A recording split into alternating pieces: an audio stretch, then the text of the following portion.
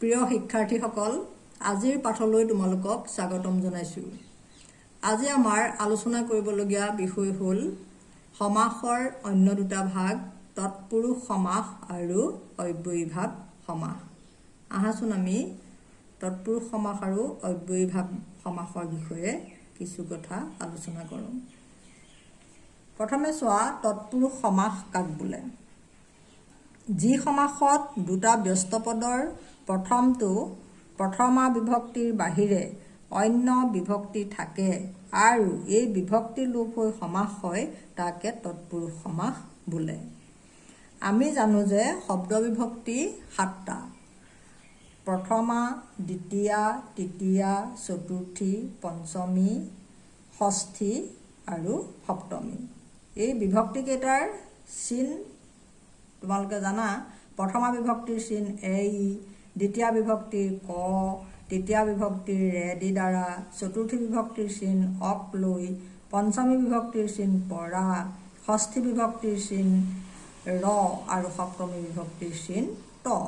এই বিভক্তিকেইটাৰ চিন লোপ পায়। তৎপুৰুষ সমাসত কি হয়, এই বিভক্তিকেইটাৰ চিনবোৰ লোপ পায়। এতিয়া প্ৰথমা বিভক্তিৰ বাহিৰে, এই প্ৰথমা বিভক্তিৰ বাহিৰে বাকী যিকেইটা বিভক্তি আছে, এই বিভক্তিকেইটাৰ চিন লোপ পোৱা অনুসৰি তৎপুৰুষ সমাসক 6টা ভাগত ভাগ কৰিছে। সেইকেইটা হ'ল কি?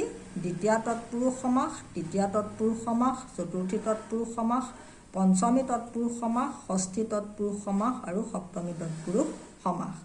এতিয়া দ্বিতীয় তৎপুৰুষ সমাসৰ উদাহৰণ চোৱা। ভকতক সেৱা, ভকত সেৱা। ভকতক, এই কটো হ'ল দ্বিতীয় বিভক্তিৰ চিন। এতিয়া সমাস হলত ইয়াৰ পৰা দ্বিতীয় বিভক্তিৰ চিনটো উঠি গৈছে, গতিকে এইটো ভকত সেৱাটো হ'ল দ্বিতীয় তৎপুৰুষ সমাস। তেনেকৈ চোৱা, মাতৃক পূজা, মাতৃক পূজা, মাতৃ পূজা, মাতৃ পূজা, মাতৃক পূজা, মাতৃ পূজা। এই কটো হ'ল দ্বিতীয় বিভক্তিৰ চিন আৰু সমাস হলত দ্বিতীয় বিভক্তিৰ চিন কটো লোপ পাইছে, গতিকে মাতৃ পূজাটো হ'ল দ্বিতীয় তৎপুৰুষ সমাস। তেনেকৈ তৃতীয় তৎপুৰুষ সমাসত তৃতীয় বিভক্তিৰ চিন ৰে দি দ্বাৰা, এই ৰে দি দ্বাৰা লোপ পাব। যেনে চোৱা, হাতেৰে সজা, হাতেৰে সজা, হাতে সজা, হাতেৰে সজা, হাতে সজা। হাতেৰে, ৰেটো হ'ল তৃতীয় বিভক্তিৰ চিন আৰু সমাস হলত ইয়াত এই বিভক্তিটো লোপ পাইছে, গতিকে তৃতীয় বিভক্তিৰ চিন লোপ পোৱাৰ কাৰণে এই সমাসটোৰ নাম হ'ল তৃতীয় তৎপুৰুষ সমাস। তেনেকৈ হাতেৰে বোৱা, হাতেৰে বোৱা কি হ'ব? হাতে বোৱা। ইয়াতো তৃতীয় বিভক্তিৰ চিন লোপ পাইছে। তেনেকৈ চতুৰ্থী বিভক্তিৰ চিন হ'ল অক লৈ। চতুৰ্থী বিভক্তিৰ চিন হ'ল অক লৈ। চতুৰ্থী বিভক্তি যেতিয়া লোপ পাব, সেই সমাসৰ নাম হ'ব চতুৰ্থী তৎপুৰুষ। চতুৰ্থী তৎপুৰুষ সমাসৰ উদাহৰণ চোৱা। গুৰুলৈ দক্ষিণা, গুৰুলৈ দক্ষিণা, গুৰুলৈ দক্ষিণা, গুৰু দক্ষিণা, গুৰু দক্ষিণা, গুৰুলৈ দক্ষিণা। এই লৈটো হ'ল চতুৰ্থী বিভক্তিৰ চিন আৰু সমাস হলত ইয়াৰ পৰা চতুৰ্থী বিভক্তিৰ চিনটো লোপ পাইছে, গতিকে যিটো বিভক্তিৰ চিন লোপ পায় সেই বিভক্তিৰ অনুসৰি সমাসটোৰ নাম দিয়া হৈছে চতুৰ্থী তৎপুৰুষ সমাস। গুৰুলৈ দক্ষিণা, গুৰু দক্ষিণা। তেনেকৈ পিকলৈ দান, পিকলৈ দান, পিক দান, পিকলৈ দান, পিক দান। এয়া হ'ল চতুৰ্থী তৎপুৰুষ সমাস। তাৰপিছত পঞ্চমী বিভক্তিৰ চিন হ'ল পৰা। এতিয়া পঞ্চমী তৎপুৰুষ সমাসৰ উদাহৰণ চাবা। গছৰ পৰা, গছৰ পৰা সৰা কি হ'ব? গছ সৰা, গছ সৰা। যোগৰ পৰা, যোগৰ পৰা ভ্ৰষ্ট, এইটো কি হ'ব যোগভ্ৰষ্ট এই পৰা পঞ্চমী বিভক্তিৰ চিন পৰা লোপ হৈছে গছৰ পৰা সৰা গছ সৰা যোগৰ পৰা ভ্ৰষ্ট যোগভ্ৰষ্ট গতিকে পঞ্চমী বিভক্তিৰ চিন লোপ হোৱাৰ কাৰণে এই সমাসটোৰ নাম হ'ল পঞ্চমী তৎপুৰুষ সমাস তাৰপিছত ষষ্ঠী বিভক্তিৰ চিন হ'ল ৰ ষষ্ঠী বিভক্তিৰ চিন ৰ গতিকে তাৰ উদাহৰণ চোৱা জুইৰ শাল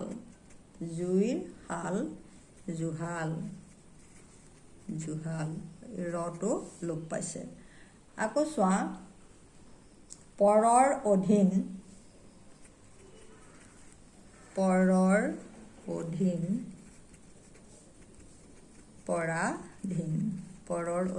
পৰাধীন ইয়াত কি লোপ পালে ষষ্ঠী বিভক্তিৰ চিন ৰ লোপ পাইছে গতিকে এই সমাসটোৰ নাম হ'ল ষষ্ঠী তৎপুৰুষ সমাস তাৰপিছত আহিলে সপ্তমী তৎপুৰুষ সপ্তমী বিভক্তিৰ চিন হ'ল ত সপ্তমী বিভক্তিৰ চিন হ'ল ত যেনে চোৱা বনত বাস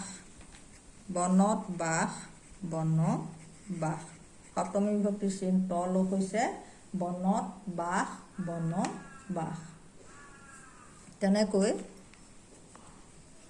তলত সৰা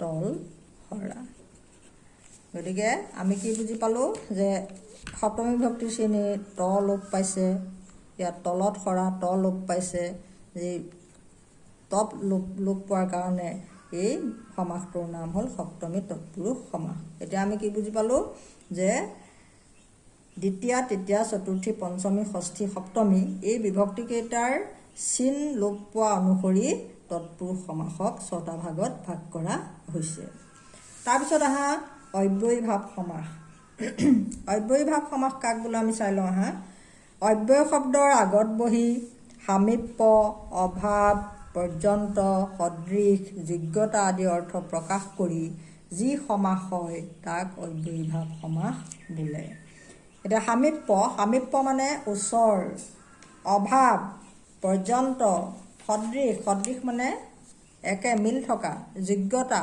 আদি অৰ্থ প্ৰকাশ কৰি যি সমাস হয় তাক অব্যয়ীভাৱ সমাস বোলে অব্যয়ীভাৱ সমাসৰ আমি উদাহৰণবিলাক চাওঁ আহা সামীপ্য অৰ্থত কি হ'ব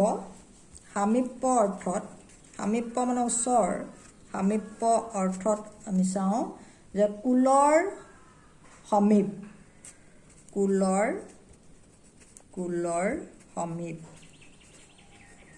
সমীপ কি হ'ব উপকূল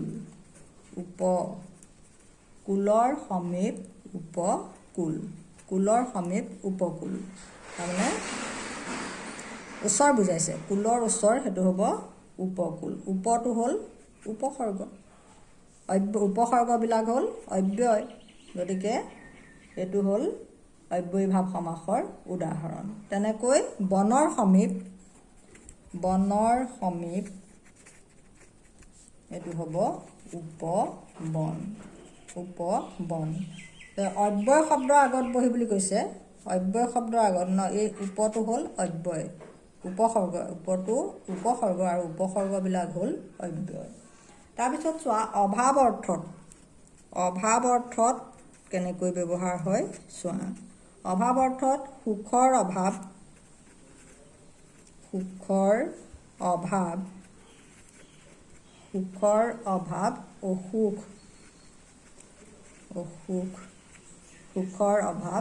অসুখ তেনেকৈ আমিষৰ অভাৱ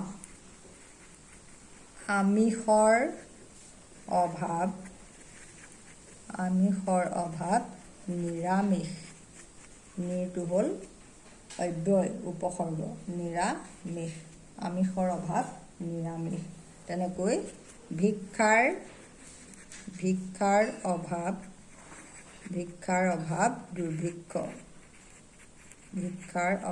দুৰ্ভিক্ষ তাৰপিছত চোৱা পুনঃ ব্যৱহাৰ হোৱাৰ অৰ্থত পুনঃ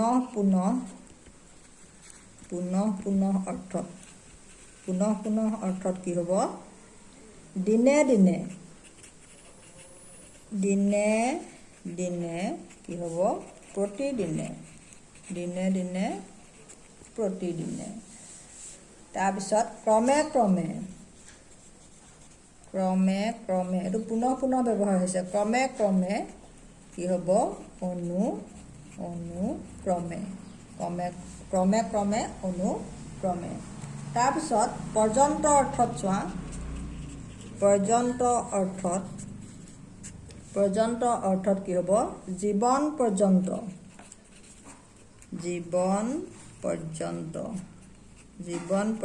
কি হ'ব আজীৱন জীৱন পৰ্যন্ত আজীৱন তেনেকৈ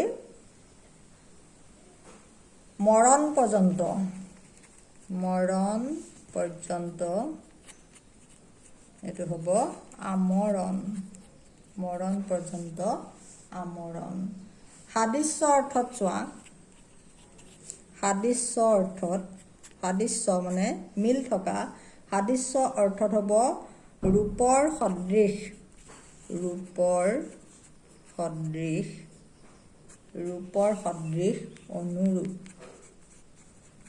সদৃশ অনুৰূপ হ'ব তেনেকৈ গ্ৰহৰ সদৃশ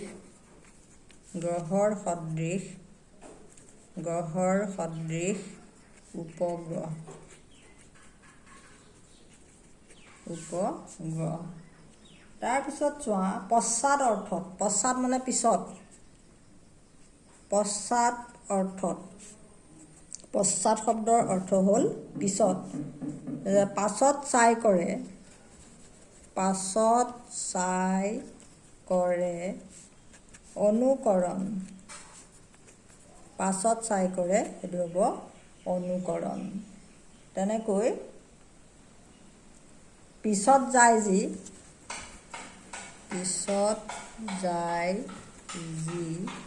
সেইটো হ'ব অনুস্বৰ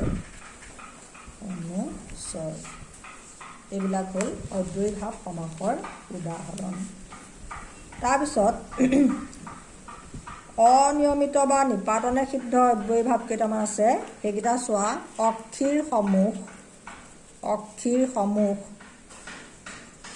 অক্ষীৰ সমূহ সেইটোক কয় প্ৰত্যক্ষ অক্ষীৰ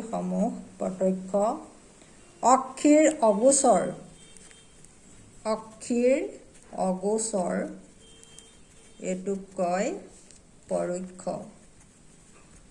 অক্ষী মানে হ'ল চকু অক্ষীৰ সন্মুখ হ'লে প্ৰত্যক্ষ হ'ব আৰু অক্ষীৰ অগোচৰ হ'লে পৰোক্ষ হ'ব ছাত্ৰ ছাত্ৰীসকল আজিলৈ ইমানতে সামৰিছোঁ তোমালোকে তৎপুৰুষ সমাস আৰু অব্যয়ীভাৱ সমাসৰ বিষয়ে এই ভিডিঅ'টো চোৱা আৰু নুবুজিলে মোক আকৌ মোৰ লগত আলোচনা কৰিবা।